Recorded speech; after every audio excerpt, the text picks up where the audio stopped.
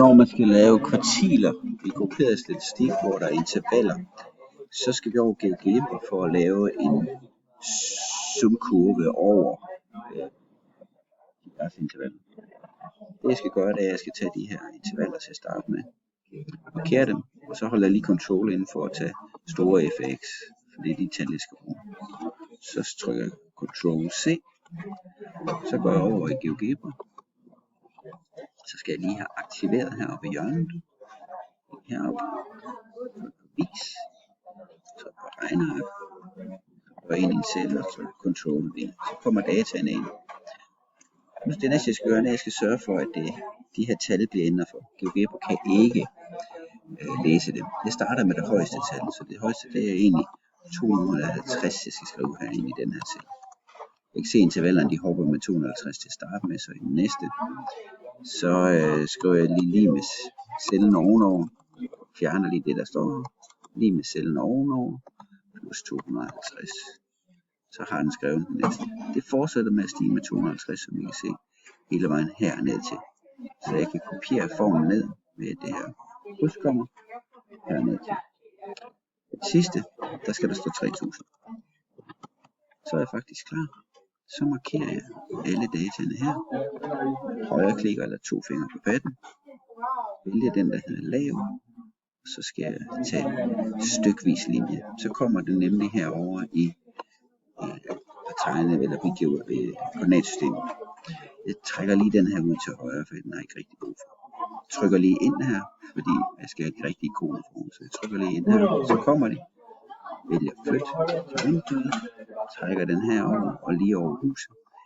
Der er en grund til, at jeg ikke kan se de første punkter. Det er fordi det første punkt egentlig hedder 250 ud af x-aksen og 0,1 op. Så det er derfor jeg ikke kan se dem. Så derfor så skal jeg lige have trukket i min x-akse, så 250 kommer frem. Det gør den der. Sådan der fylder hele skærmen. Jeg trækker op her. Og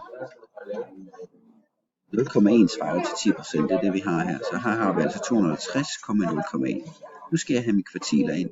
Første kvartil svarer til 25%, men her har vi jo egentlig procenterne som frekvens, altså som et decimaltal. Jeg skriver derfor her, hvad der svarer til 25%, så jeg skriver y er lige med 0,25.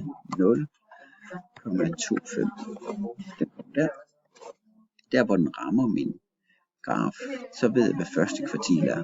Så her foran under det her punkt, så vælger jeg skæringsværktøjet.